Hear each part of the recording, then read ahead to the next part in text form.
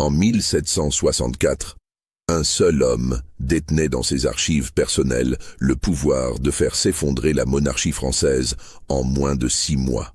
Sébastien Vaillant ne possédait ni armée, ni fortune colossale, ni titre de noblesse. Il possédait quelque chose de bien plus redoutable, la capacité de transformer chaque secret aristocratique en une arme de destruction calculée au jour près. Abonnez-vous à cette chaîne et dites-nous en commentaire de quelle ville vous nous écoutez en ce moment. Cette histoire pourrait bien vous faire reconsidérer tout ce que vous pensiez savoir sur les mécanismes cachés du pouvoir. L'année 1764 marquait une période de tension sourde dans le royaume de France. Louis XV régnait depuis près d'un demi-siècle, mais son autorité vacillait sous le poids des dettes abyssales, des conflits religieux persistants entre jansénistes et jésuites et des ambitions contradictoires de la haute noblesse.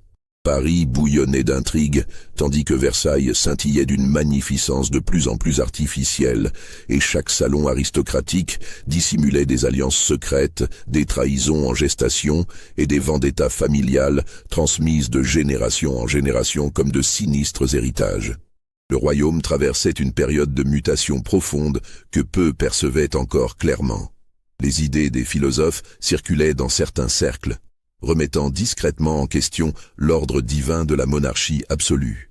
Les parlements régionaux contestaient de plus en plus ouvertement l'autorité royale, et la bourgeoisie montante commençait à regarder avec envie et mépris ces nobles qui dilapidèrent des fortunes acquises par le sang de leurs ancêtres. L'économie française, épuisée par les guerres successives et la guerre de 7 ans récemment achevée, peinait à se relever malgré les tentatives de réforme du contrôleur général des finances. C'est dans ce contexte de fragilité masquée que Sébastien Vaillant avait établi son bureau dans un hôtel particulier de la rue Saint-Honoré, à quelques pas du Louvre et des cercles du pouvoir. L'édifice, construit sous Louis XIII dans le style sobre de l'époque, ne se distinguait en rien des autres demeures bourgeoises du quartier. Ses façades de pierre grise, percées de fenêtres aux encadrements discrets, ne trahissaient rien de l'extraordinaire activité qui se déployait à l'intérieur. Officiellement, Vaillant était généalogiste et conseiller matrimonial pour les familles de qualité.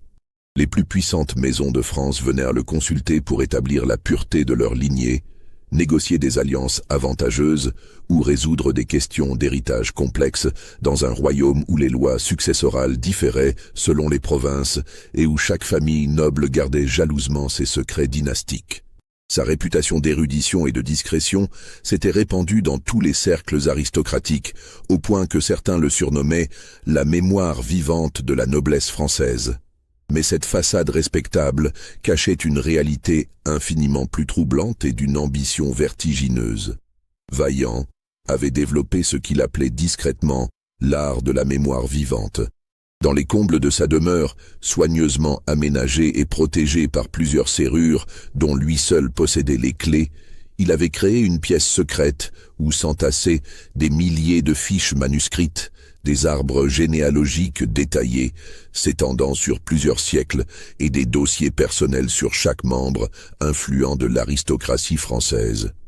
Les murs étaient couverts d'étagères de chêne, supportant des centaines de registres reliés de cuir, classés selon un système que lui seul maîtrisait parfaitement. Mais contrairement aux généalogistes traditionnels, qui se contentait de tracer les liens de sang et les alliances officielles, Vaillant cartographiait méthodiquement ce qu'il appelait les liens de faiblesse. Chaque fiche contenait non seulement les dates de naissance, de mariage et de décès, mais aussi les dettes secrètes, les maîtresses cachées, les enfants illégitimes reconnus ou dissimulés, les crimes étouffés par l'influence familiale, les trahisons politiques lors des troubles passés, et surtout les faiblesses psychologiques héréditaires de chaque lignée.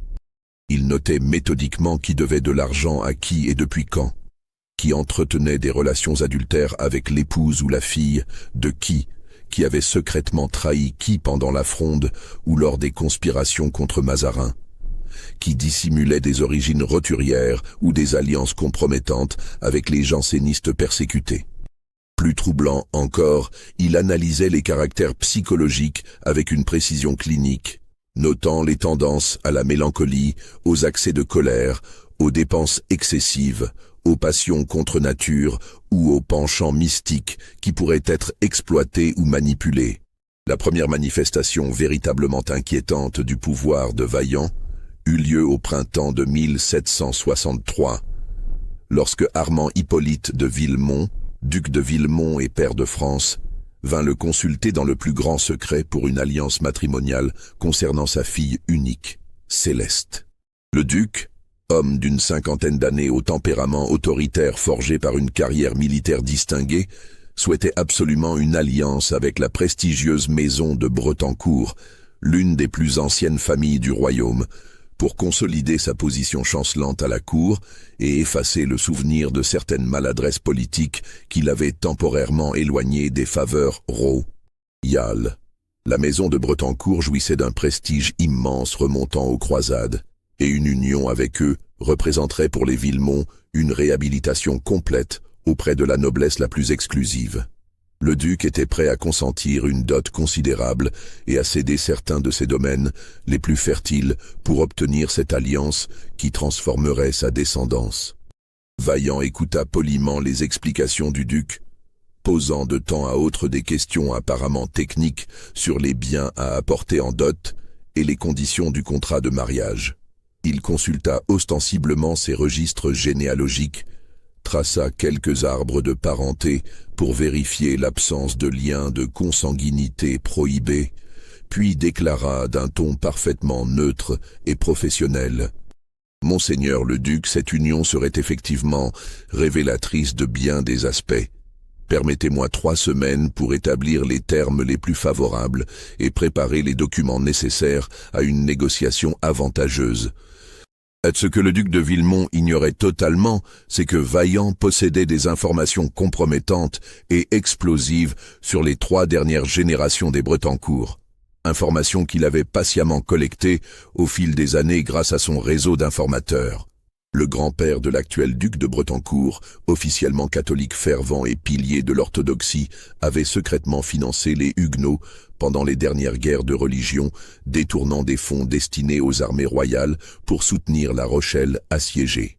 Le père, réputé pour sa piété exemplaire, entretenait depuis 20 ans une correspondance clandestine avec des philosophes anglais et des francs-maçons de Londres, échangeant des idées subversives sur la limitation du pouvoir royal et la tolérance religieuse.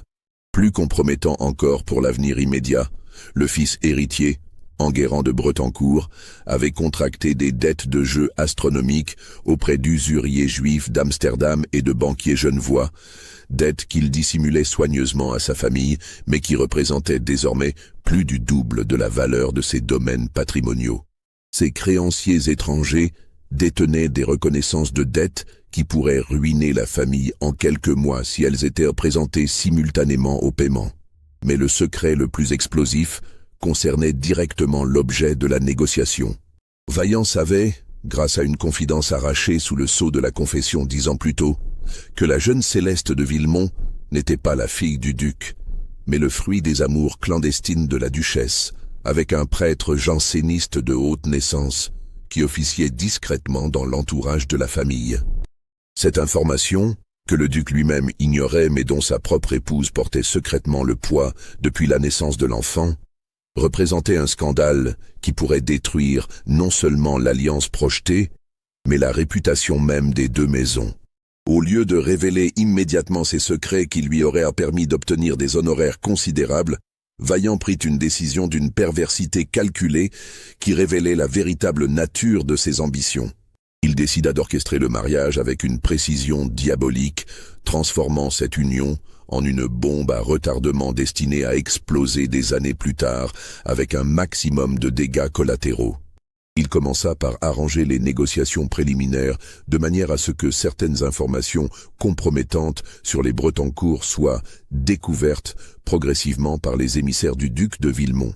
Un domestique apparemment bavard laissa échapper des détails sur les dettes de jeu du jeune Enguerrand. Un ancien confesseur de la famille fit une allusion voilée aux correspondances philosophiques du vieux duc. Ces révélations partielles savamment dosé, renforçait la position de négociation des Villemont en donnant l'impression qu'ils détenaient des moyens de pression sur leurs futurs alliés.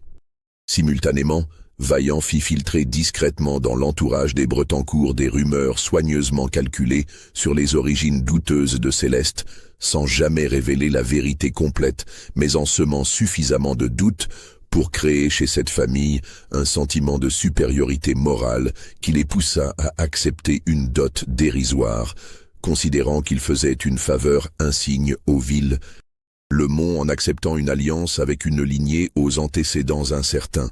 Le mariage entre Céleste de Villemont et Enguerrand de Bretancourt fut célébré en grande pompe à l'automne de 1763, dans la chapelle ducale du château de Villemont.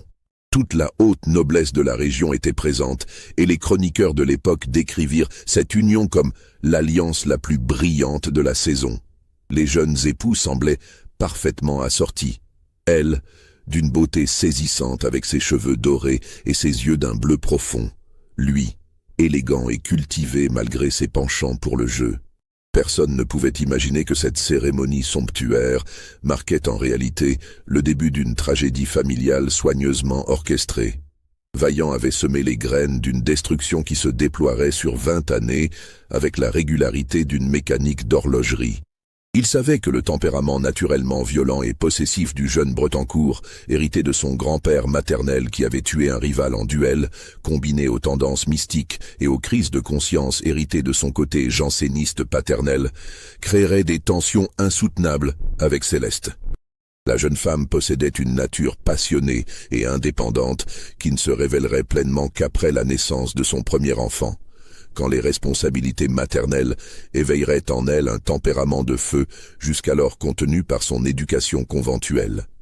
Plus perfidement encore, Vaillant avait calculé que vers 1780, quand les dettes de jeu d'Enguerrand deviendraient impossibles à dissimuler et que les créanciers étrangers exigeraient leur remboursement, cette union apparemment brillante déboucherait sur un scandale retentissant impliquant non seulement la ruine financière, mais aussi l'adultère, la violence domestique et possiblement un meurtre passionnel qui ternirait à jamais les deux lignées les plus respectées de la province.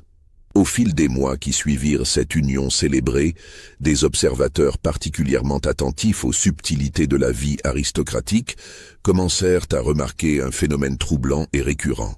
Les unions arrangées ou simplement conseillées par Vaillant au cours des dernières années, initialement saluées comme des coups de maître diplomatiques par la société nobiliaire, développaient systématiquement des complications inattendues qui suivaient un schéma troublant. La comtesse douairière de Montclair, dame d'honneur de Feu la Reine et personnalité influente de la cour, avait consulté Vaillant l'année précédente pour marier son fils unique à Isabelle-Marie de Ronchamp, héritière d'une famille de parlementaires enrichis dans le commerce colonial. L'alliance avait effectivement permis à la maison de Montclair de redorer considérablement son blason financier grâce à une dot de 600 000 livres, somme considérable qui avait permis de restaurer le château familial et d'acquérir de nouveaux domaines. Mais 3 ans après cette union profitable, la jeune comtesse Isabelle-Marie développa une mélancolie profonde et des obsessions religieuses qui la conduisirent à se retirer dans un couvent de carmélites, emportant avec elle, selon les clauses de son contrat de mariage, habilement négocié par sa famille d'origine, une part substantielle de l'héritage qu'elle avait apporté. Le comte de Montclair se retrouva ainsi dans une situation plus précaire qu'avant son mariage, avec en plus la charge d'enfants en bas âge et l'humiliation publique d'un époux abandonné. Le cas du comte Hervé Tancrède de Rossignol était encore plus symptomatique. Vaillant avait arrangé pour lui une alliance avantageuse avec Marguerite Pélagie de Malestroit, fille d'une famille de parlementaires parisiens récemment anoblis, mais disposant d'influences considérables dans les milieux judiciaires et financiers de la capitale. Cette union devait permettre au comte, dont les domaines bretons rapportaient peu, d'obtenir des charges lucratives au Parlement de Paris et d'accéder au cercle du pouvoir parisien. Effectivement, dans les premiers temps, l'alliance porta ses fruits. Le comte obtint une charge de maître des requêtes qui lui valut de substantiels émoluments. et sa nouvelle belle famille lui ouvrit les portes de salons influents où se négociaient les affaires importantes du royaume. Mais 2 ans plus tard, le comte découvrit que sa belle famille entretenait des liens secrets et compromettants avec des cercles philosophiques subversifs qui remettaient en question les fondements de la monarchie absolue. Pire encore, certains membres de la famille Malestroit correspondaient avec des agitateurs parisiens qui distribuaient des pamphlets séditieux contre l'autorité royale.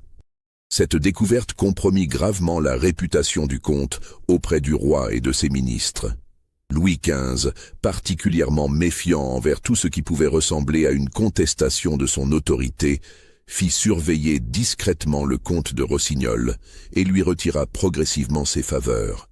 L'homme qui avait espéré faire fortune grâce à son mariage se retrouva non seulement ruiné, mais suspect de sympathie révolutionnaire qui pourrait lui coûter sa liberté en cas de durcissement du régime.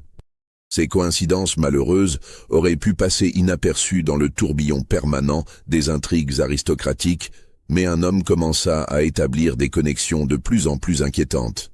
Pierre-Antoine de Malherbe, conseiller au Parlement de Paris, personnalité respectée pour son intégrité et observateur perspicace de la vie courtisane depuis plus de 20 ans, tenait depuis sa jeunesse un journal détaillé des alliances matrimoniales et de leurs conséquences politiques et sociales.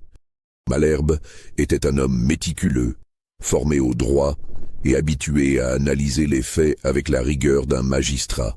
Son journal, qu'il rédigeait chaque soir avec une régularité monastique, constituait une chronique fascinante des mœurs aristocratiques et des évolutions politiques du royaume. Il y notait non seulement les mariages, naissances et décès des grandes familles, mais aussi leurs conséquences financières, leurs retombées politiques et leurs impacts sur l'équilibre des pouvoirs à la cour. En analysant systématiquement ces notes accumulées sur 15 années, Malherbe fit une découverte qui le glaça d'effroi.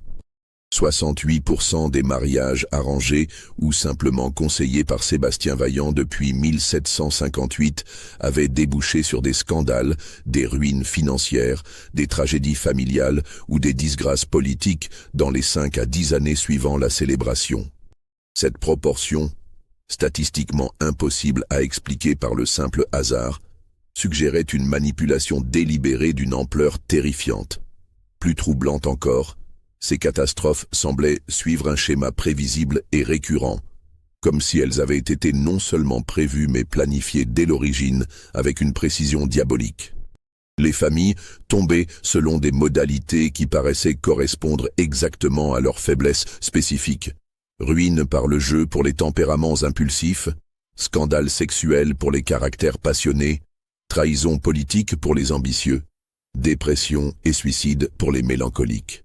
Intrigué et de plus en plus inquiet, Malherbe décida d'enquêter discrètement sur les méthodes réelles de Vaillant.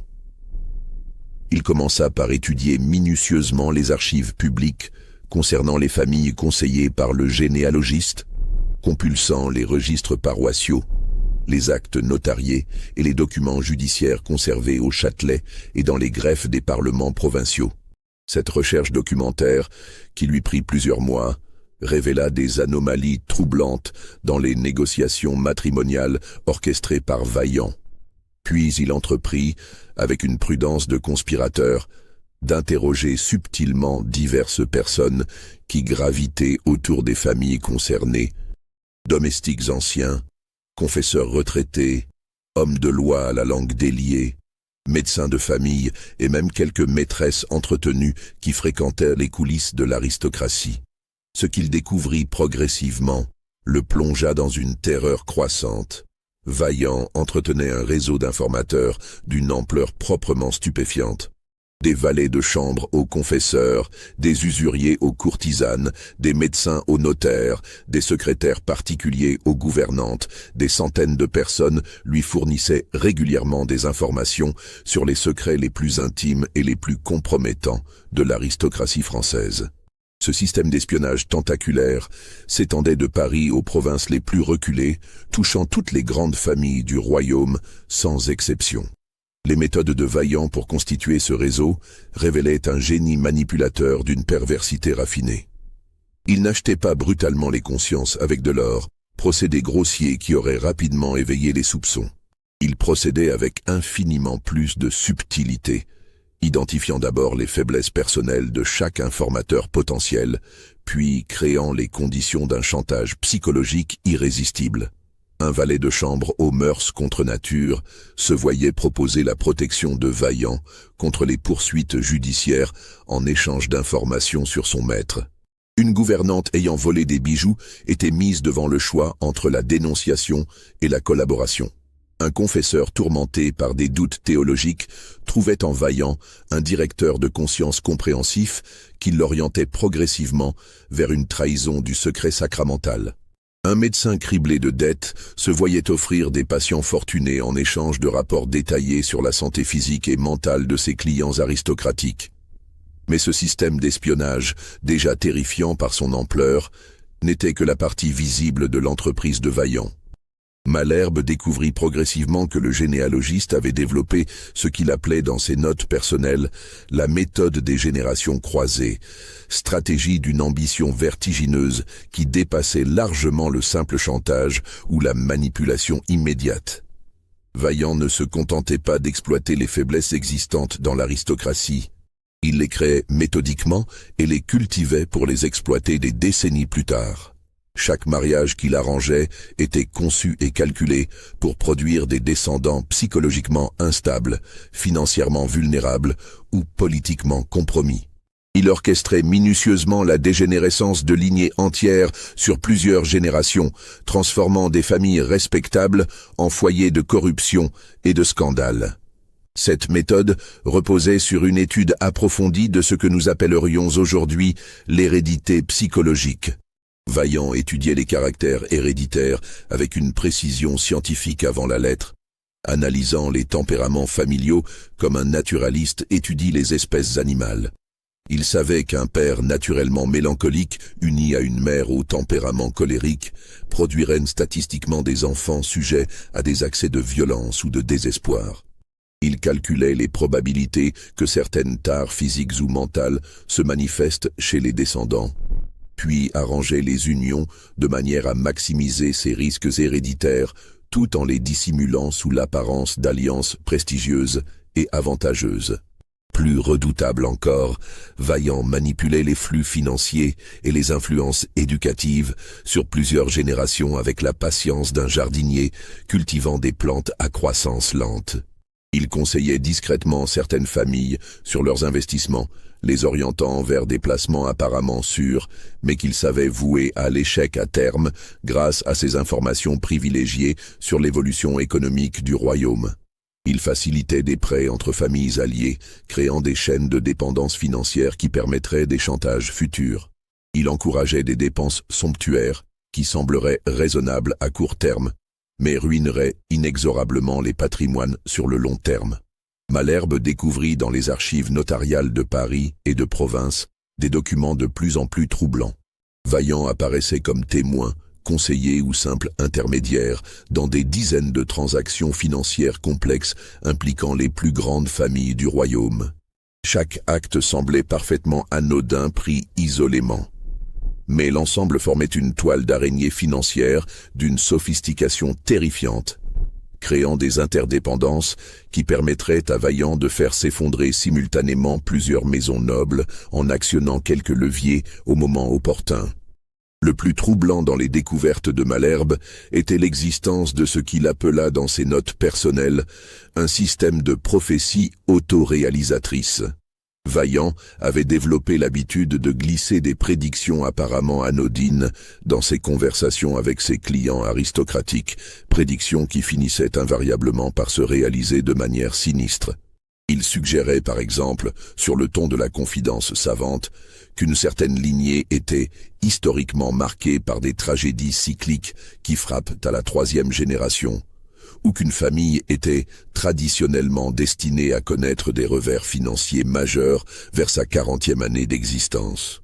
Ces prédictions, énoncées avec toute l'autorité de sa réputation d'érudit en matière généalogique, influençaient inconsciemment le comportement des intéressés. Les familles maudites, par ces prophéties, développaient progressivement des comportements autodestructeurs, prenant des risques inconsidérés comme pour hâter l'accomplissement de leur destin annoncé, ou au contraire, adoptant des attitudes de défiance excessive qui finissaient par créer exactement les problèmes qu'elles cherchaient à éviter. Les descendants de ces lignées grandissaient dans l'obsession de malédictions familiales qui influençaient leurs décisions les plus importantes, créant un conditionnement psychologique qui les poussait vers les catastrophes prédites. L'enquête de Malherbe commença à attirer l'attention de cercles de plus en plus influents lorsqu'il commit l'imprudence de partager certaines de ses découvertes avec des amis proches.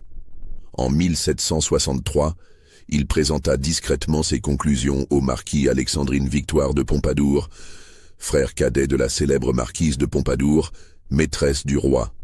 Le marquis, homme cultivé et fin politique, était initialement sceptique face à ce qui lui semblait relever de la théorie du complot. Mais il devint livide en découvrant que sa propre famille figurait dans les dossiers analysés par Malherbe, et que son mariage récent avec Amélie-Joséphine de Montmorency, héritière d'une famille de parlementaires normands, correspondait exactement au schéma de manipulation identifié par le conseiller. Pire encore, en relisant les conseils que Vaillant lui avait prodigués lors des négociations matrimoniales, le marquis s'aperçut que certaines suggestions apparemment neutres l'avaient orienté vers des décisions qui renforçaient sa dépendance financière envers sa belle famille, créant les conditions d'un chantage futur. Une réunion secrète fut rapidement organisée dans les appartements privés de l'hôtel particulier des Pompadour, rue Saint-Honoré.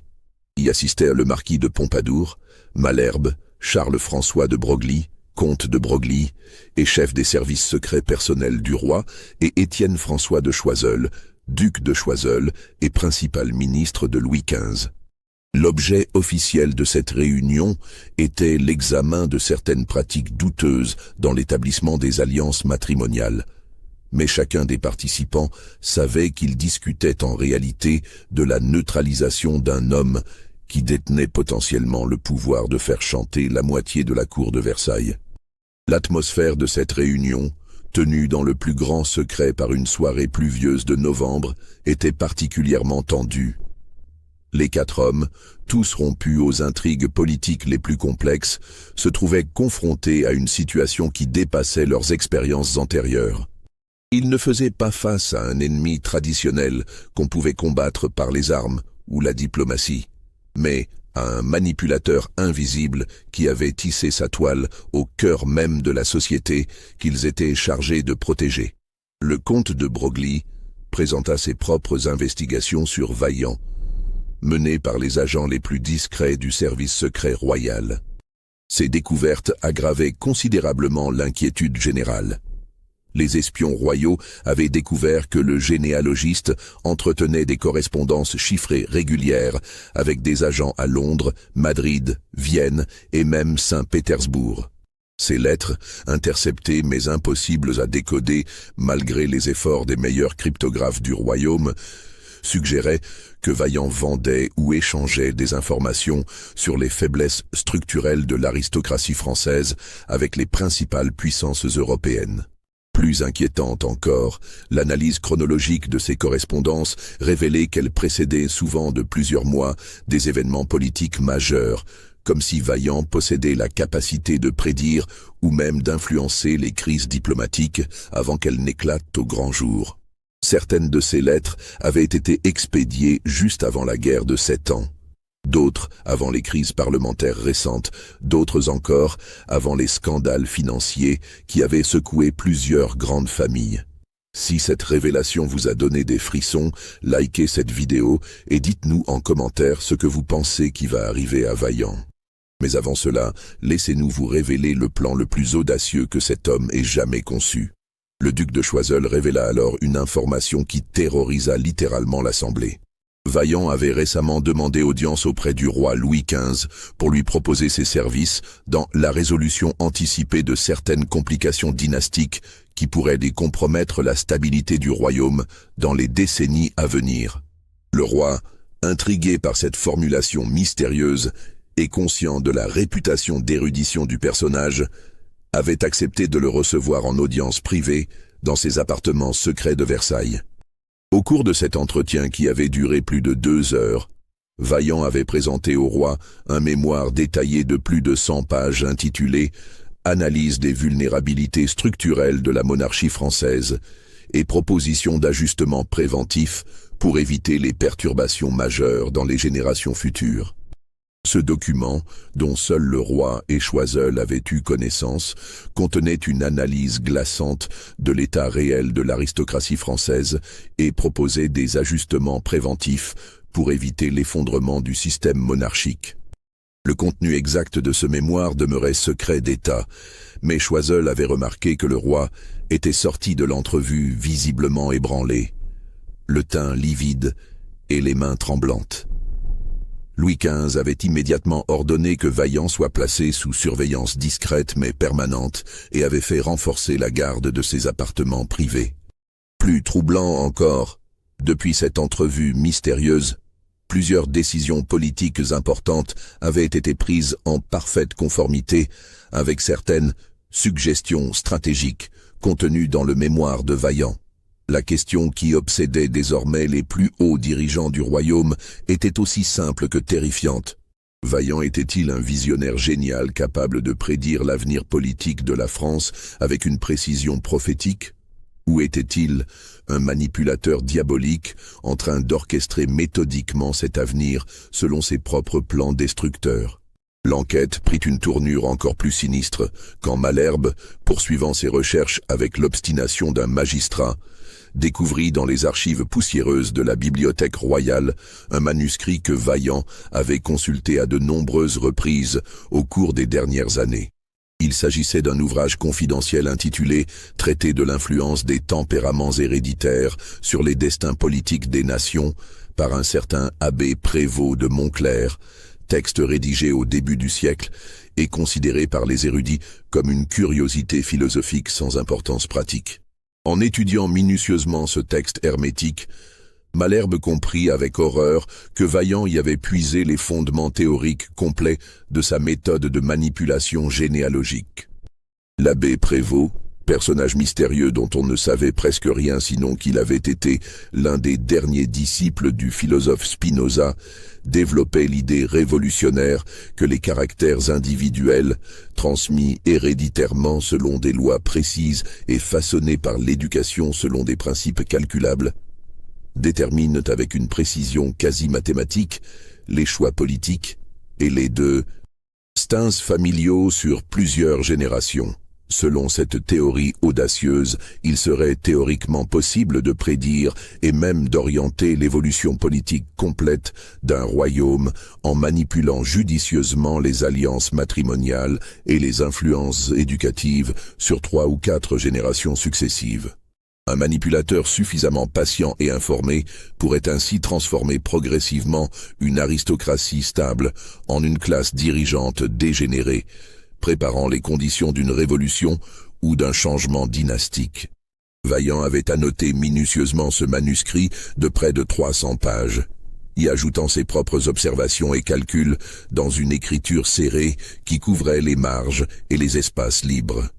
Dans ses annotations personnelles, il avait développé ce qu'il appelait l'équation dynastique fondamentale, une formule mathématique complexe, prenant en compte les tempéraments héréditaires, les influences financières, les pressions sociales, les traumatismes familiaux et les conditionnements éducatifs pour prédire avec une précision troublante le comportement futur des lignées aristocratiques et leur impact sur la stabilité politique du royaume. Plus terrifiant encore, Malherbe découvrit que Vaillant avait développé dans ses notes personnelles une théorie des points de rupture calculés. Il avait identifié dans l'histoire française les moments précis où des manipulations dynastiques ciblées avaient provoqué des changements politiques majeurs. La fin des Mérovingiens, l'avènement des Capétiens, la guerre de 100 ans, les guerres de religion. Dans chaque cas, il démontrait comment des mariages apparemment anodins, conclus plusieurs générations auparavant, avaient créé les conditions psychologiques et politiques de ces bouleversements historiques. Le point culminant de l'affaire Vaillant survint au début de l'année 1764, quand le comte de Broglie, agissant sur ordre direct du roi, organisa une perquisition nocturne du domicile du généalogiste. Cette opération, menée par les agents les plus discrets du service secret royal, découvrit l'existence d'un document qui changeait radicalement la perception de la menace représentée par cet homme énigmatique.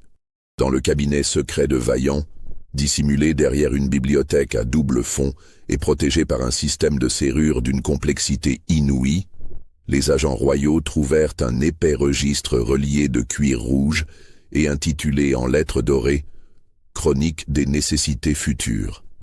Ce document, entièrement rédigé de la main de Vaillant dans une écriture précise et élégante, contenait une analyse détaillée et glaçante de l'évolution probable de la monarchie française sur les 50 années à venir.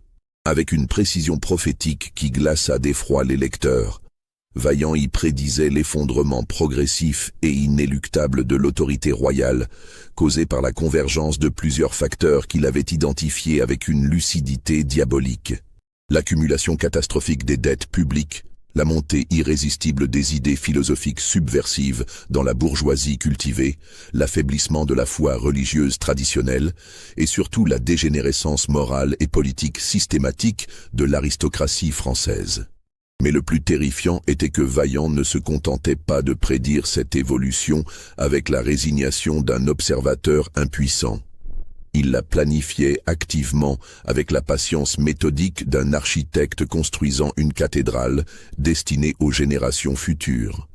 Le registre détaillait avec une précision clinique comment ces manipulations matrimoniales des 20 dernières années avaient créé une génération d'aristocrates psychologiquement fragiles, financièrement irresponsables et politiquement incompétents. Les enfants nés des unions qu'il avait soigneusement arrangées dans les années 40 et 50 commençaient à atteindre l'âge adulte, et leur défaillance caractérielle se manifestait exactement comme il l'avait calculé des décennies auparavant. Ces jeunes nobles, héritiers des plus grands noms de France, présentaient des taux alarmants de troubles mentaux, de dépendance au jeu ou à l'alcool, de comportements sexuels scandaleux et d'incompétence dans la gestion de leur domaine. Plus redoutable encore, Vaillant avait identifié et préparé méthodiquement les futurs leaders de la crise monarchique qui l'orchestrait. Parmi les enfants et petits-enfants de ses clients aristocratiques, il avait repéré avec un instinct infaillible ceux qui possédaient les tempéraments et les circonstances psychologiques nécessaires pour devenir des révolutionnaires, des réformateurs radicaux ou des démagogues antimonarchistes.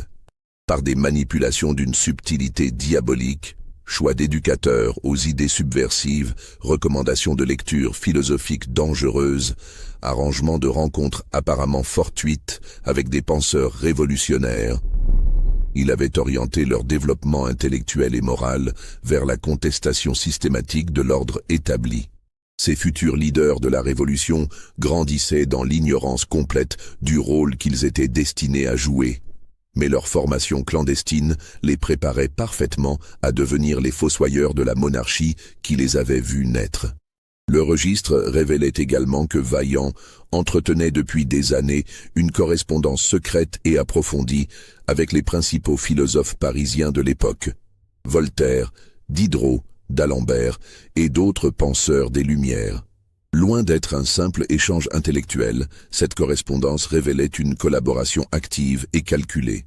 Vaillant fournissait aux philosophes des informations précises et compromettantes sur les points faibles de l'aristocratie et les conseillait sur les arguments les plus efficaces pour séduire la bourgeoisie montante et la retourner contre l'ancien régime.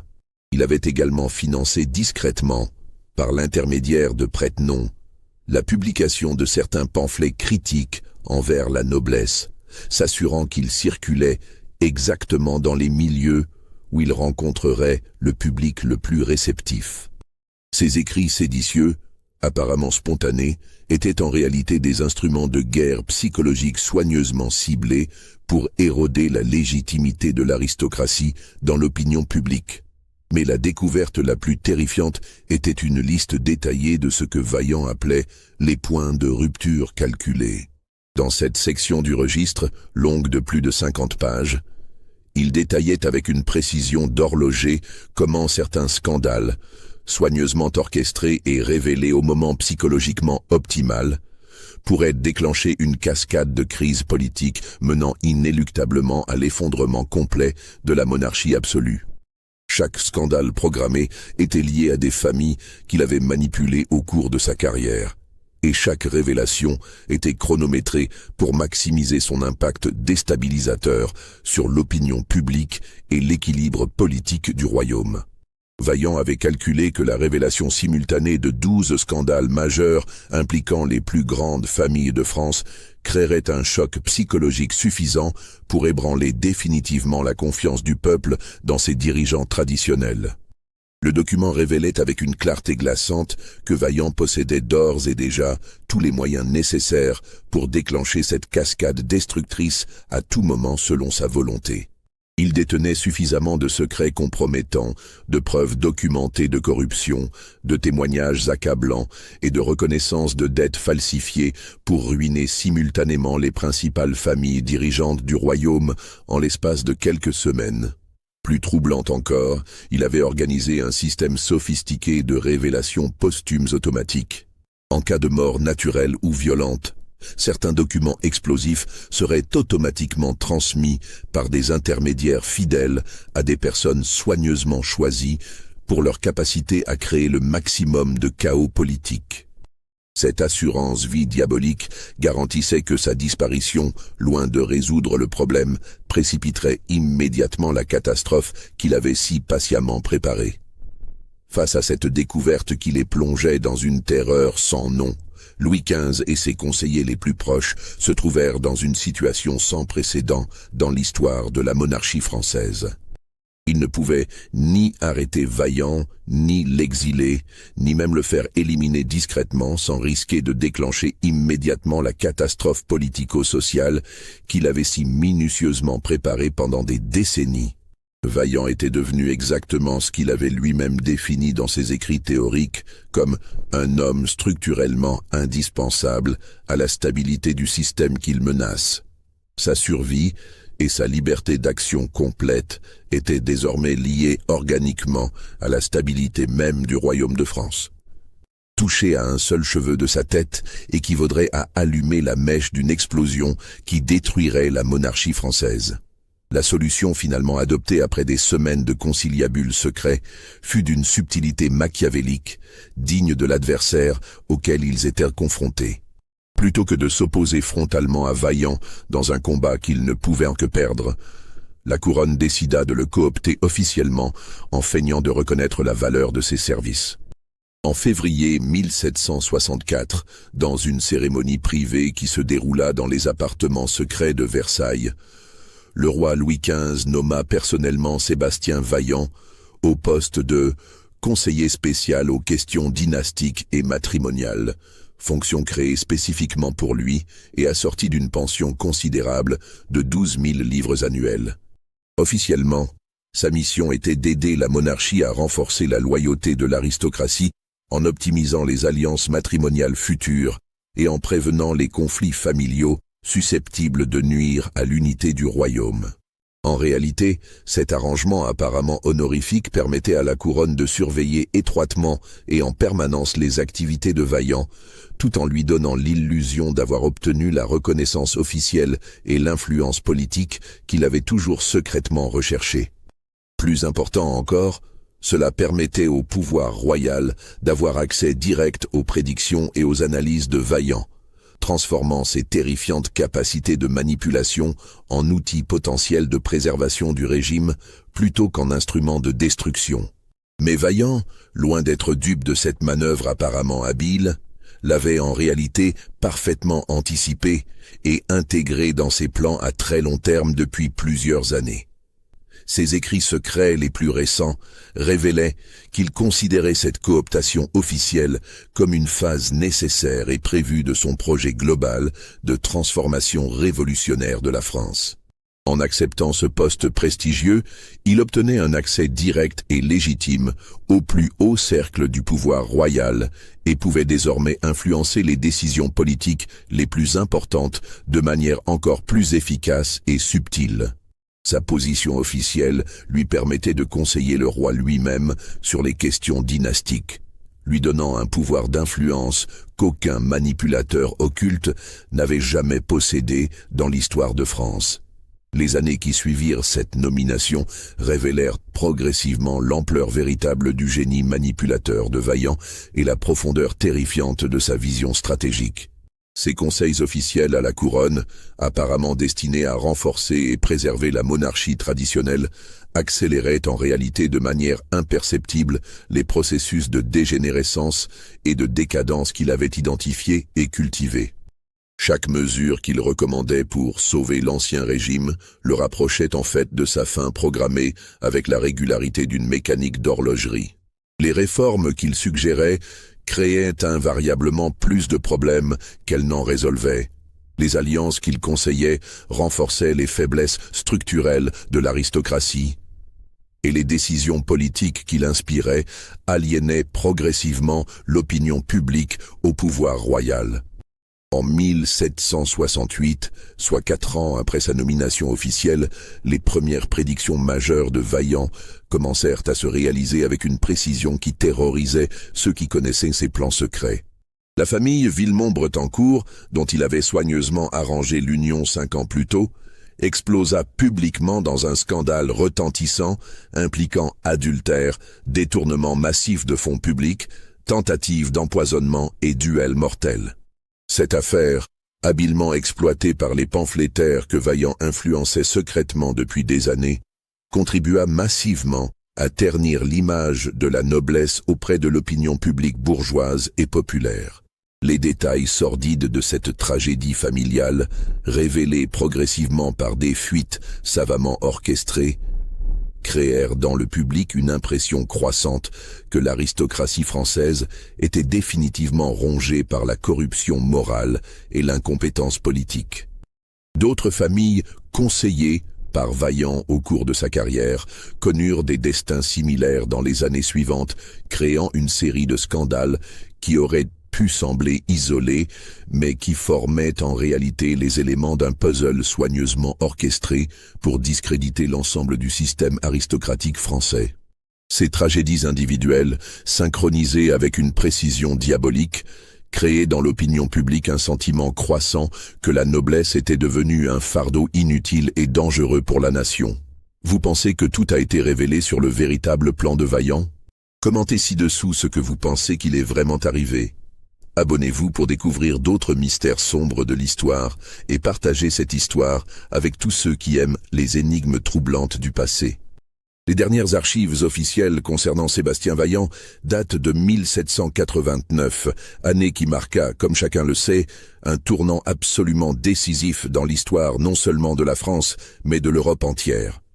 Son nom apparaît une dernière fois dans un document mystérieux signé de sa main, retrouvé dans les papiers personnels de Maximilien Robespierre, après l'exécution de ce dernier en Thermidor de l'an 2. Ce document, un simple billet de quelques lignes rédigé sur papier de luxe et scellé à la cire rouge, contenait ces mots troublants qui glacent encore le sang de ceux qui les lisent.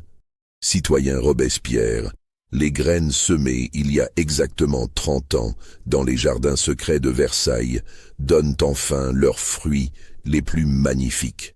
L'équation dynastique suit son cours naturel prévu et calculé. La révolution que vous dirigez n'est que l'accomplissement de prophéties écrites de ma main avant votre naissance. Votre très dévoué serviteur dans la transformation nécessaire de la France, S. Vaillant. Était-ce une coïncidence troublante si l'homme qui avait consacré sa vie entière à prédire et orchestrer méthodiquement l'effondrement de l'aristocratie française se retrouvait au moment précis de la Révolution en position de conseiller occulte et d'éminence grise des nouveaux maîtres du pays?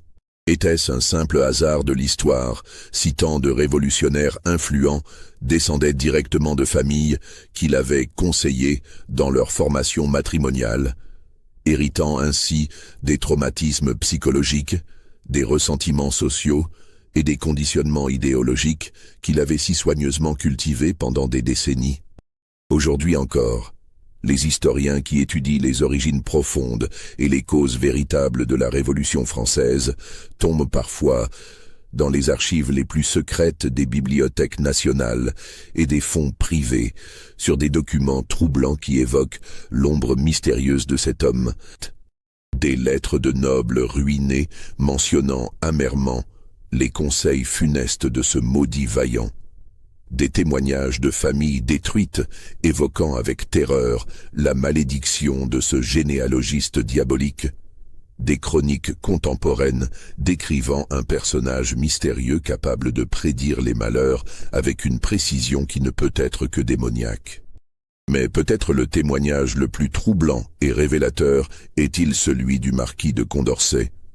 Mathématicien, philosophe et révolutionnaire, écrit dans sa cellule de la prison de Bourg-la-Reine peu avant sa mort mystérieuse en mars 1794. Dans ses mémoires inachevés, découverts récemment dans les archives de l'Institut, le philosophe évoquait une rencontre troublante qu'il avait eue dans sa jeunesse avec un homme âgé qui prétendait pouvoir calculer et prédire l'avenir politique de la France avec une précision mathématique. Cet homme, dont Condorcet ne mentionnait volontairement pas le nom par une prudence révélatrice, lui avait déclaré lors de cette rencontre étrange « Monsieur le Marquis, vous serez un jour l'un des théoriciens les plus influents de la révolution républicaine. Puis, vous deviendrez victime de cette même révolution que vous aurez contribué à créer et à légitimer. Cela est écrit dans les calculs infaillibles des générations, et rien ne peut changer ce destin que j'ai moi-même contribué à façonner. » Cette prédiction terrifiante, formulée vers 1770, quand Condorcet n'était encore qu'un jeune mathématicien sans ambitions politiques apparentes, s'était réalisée avec une précision absolument glaçante. Condorcet était effectivement devenu l'un des idéologues les plus respectés de la Révolution française, rédigeant la Constitution girondine et théorisant la démocratie républicaine, avant d'être condamné à mort par le régime qu'il avait aidé à instaurer et de mourir dans des circonstances mystérieuses qui évoquent plus l'empoisonnement que le suicide. Dans ces dernières lignes, écrites dans l'attente de son exécution, Condorcet se demandait avec une angoisse palpable si sa destinée personnelle, comme celle de tant d'autres protagonistes de la Révolution, n'avait pas été planifiée et orchestrée de longue date par des manipulateurs invisibles maîtrisant l'art terrible de façonner les destins humains comme un sculpteur façonne l'argile. L'histoire de Sébastien Vaillant pose une question philosophique et historique qui dépasse largement le cadre de son époque et interroge notre compréhension même des mécanismes de l'histoire. Est-il vraiment possible qu'un homme, par la seule force de son intelligence exceptionnelle, de sa détermination implacable et de sa patience surhumaine, façonne secrètement le cours de l'histoire sur plusieurs générations successives? Les révolutions qui bouleversent les nations, les effondrements dynastiques qui marquent les siècles, les transformations sociales qui changent la face du monde, sont-ils vraiment le produit de forces historiques impersonnelles et de mouvements populaires spontanés, ou peuvent-ils résulter de la volonté calculatrice et de la manipulation géniale d'individus exceptionnels opérant dans l'ombre des événements officiels? Les documents que nous avons évoqués dans cette histoire existent-ils vraiment quelque part dans les archives poussiéreuses de bibliothèques oubliées, dans les caves secrètes de châteaux abandonnés ou dans les coffres-forts de familles qui préfèrent oublier leur passé? Sébastien Vaillant a-t-il réellement existé sous ce nom ou sous un autre, ou n'est-il que le symbole de ces manipulateurs invisibles qui, de tout temps et dans toutes les civilisations, ont peut-être orchestré secrètement les grands bouleversements de l'humanité? Une chose demeure absolument certaine. Si un homme comme Vaillant avait réellement existé et mis en œuvre les plans terrifiants que nous avons décrits, nous ne le saurions probablement jamais avec certitude absolue. Car le génie suprême du manipulateur parfait consiste précisément à effacer toute trace de sa propre existence et de son influence, ne laissant derrière lui que les conséquences lointaines de ses actes, attribués par les historiens officiels aux forces aveugles du hasard ou à la logique apparemment implacable des événements. Et c'est peut-être cela, au final, le plus troublant et le plus terrifiant de cette histoire que nous venons de vous conter. L'idée angoissante que les destins que nous croyons maîtriser, les choix que nous pensons libres, les révolutions que nous attribuons à la volonté populaire ou aux forces du progrès, pourraient n'être que les conséquences lointaines et programmées de calculs effectués des décennies ou des siècles plus tôt par des hommes dont nous n'avons jamais entendu parler, mais qui ont façonné notre monde d'épée.